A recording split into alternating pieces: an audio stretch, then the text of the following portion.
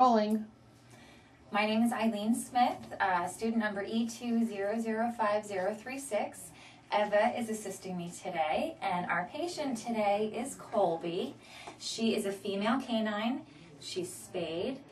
She is 12 years, 10 months of age, and she's believed to be a Norwegian Elkhound Shepherd mix. Colby's current weight is 51 pounds. And as far as her body score goes, I would give her a 4 out of 5. Colby carries a little extra weight in her midsection. I am able to palpate her ribs, but I do have to initiate a little bit more pressure than I should. So 4 out of 5 for her body score. And we're going to start by talking about her integumentary system today. So basic issues that we can come across with the integumentary system. One, fungal issues, such as ringworm, also viral issues with dogs. Canine distemper can present with a hypokeratosis around the nose and also on the foot pads. And then also parasitic activity, so something like mites, microscopic Sarcoptes mites, or fleas. So a couple of diagnostics that we can do in order to pinpoint what we're dealing with are looking at her skin with a Woods lamp and seeing if we get anything that fluoresces, if she's got alopecia or pruritus. Also taking a sample for a DTM culture, so plucking some hairs from the affected site, making sure that we have the root of the hair, placing it in the DTM medium, and then monitoring that for growth. Also a skin scraping to look for any microscopic parasites, and flea combing. So I'm going to start by flea combing her today, and this is just going to give me an idea if she has been coming in contact with any ectoparasites such as fleas, and it'll also give me an idea of what her very thick hair coat and skin coat are like. Alright, no signs of live fleas, no signs of flea dirt, just a couple of spots of dry skin.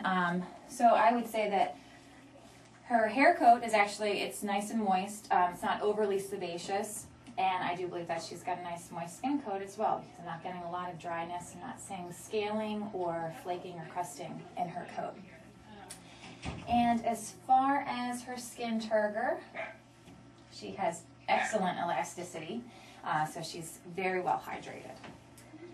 I'm going to go on to the sensory system and give Colby a little reward for being a good girl, because she's a little nervous and obviously very food motivated.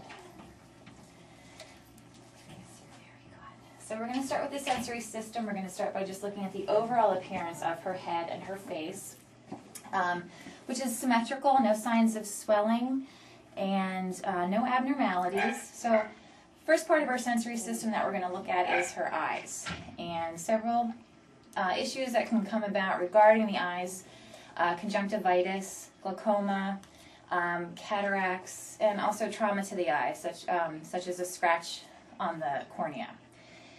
So some things that we can do diagnostically to take a look further at these things. If we're considering glaucoma, we can do a tonometry exam on her, see what her eye pressure is. Also, we can stain her eye, look at it under a Woods lamp, and see if she does have any ulcerations or lacerations on her eyes. Her overall vision is very good. She's got a good response to movement. The overall external appearance of her eyes, her eyelids are nice and moist. I'm not seeing any purulent discharge. Not a lot of tear staining either, so I think her lacrimal production definitely seems normal. And her, if she'll let me look. Come on. You're all right. Just taking a quick peek at that nictitating membrane. Looks nice and moist. Her conjunctiva are nice and white. She doesn't have a lot of redness there. She does have a cloudy appearance to her sclera. She is a geriatric canine, and what can happen in a lot of instances is called a nuclear sclerosis. So it's an opacity that occurs just with older age with the canine, and it just gives kind of a bluish tint to her pupils, but it's not affecting her vision. It is often confused by a lot of people with cataracts, but she does not suffer from cataracts. So we're going to take a quick look at her pupillary light response. I know, okay. All right, all right. You're okay. All right. Just going to look. There you go. And so really we're seeing a lot of evidence of that blue glare from her pupils, from that nuclear sclerosis. So it makes it a little bit harder to determine her pupillary light response, but I am seeing some pupillary changes with that. Okay, I know. You're okay. All right. So we're going to go on to her ears, and some common issues that we can find regarding the ears are animals that will present with either a head shaking or scratching the ears excessively. And a lot of times we can attribute that either to ear mites or a bacterial or a yeast infection. So what we would do is take a swab, look at it under the microscope. If we're looking for yeast or bacteria, we're going to go ahead and stain that and then look for those microscopically.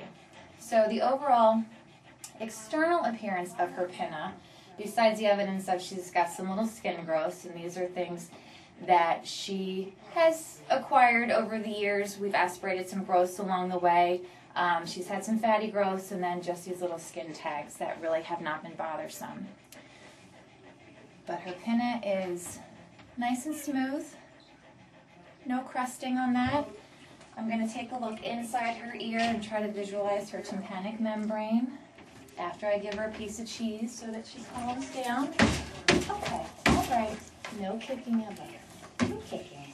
No kicking. You want to sit? Yeah. So you sit for that. I know. There you go. Why don't we leave that right here so you can see it? Maybe that'll give you some incentive. Okay. So, quick look down into her ear. I know. Okay, you're all right. It's nerve-wracking. You're afraid I'm not going to find anything in your head. All right. There we go. She has a little cerumen in there. Not a lot of debris. And it looks nice and smooth. And no irritation or redness. You did great with that. You did great with that. Okay, folks. Okay. All right. Yeah. Jeez. All right. Look at this. Look at this. Colby, you want to sit? Oh, now you're really giving Eva a run for her money, kiddo. You are. You are. Yeah. You are. You're a good girl. Okay? A little nervous. A little cheese. It's not going to do much for your weight, but we'll think about that after your exam. All right. So, continuing with the sensory system, taking a quick look at her nose. I'm not seeing any purulent discharge from her nose, and her nares are symmetrical. And we're going to look at her little mouth now. I know. So, the mouth is going to actually lead us into the alimentary system. Animals that present with a loss of appetite or weight loss, a lot of times are suffering from periodontal disease. Our microbreeds, our little toy breeds such as Chihuahuas and Pomeranians, are especially prone to these issues periodontally.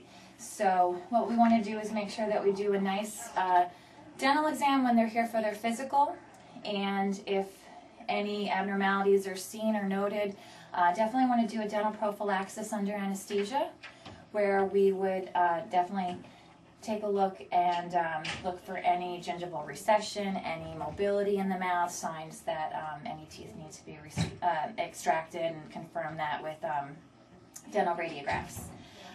So looking at the overall appearance of her mouth, her lips have no ulcerations on them.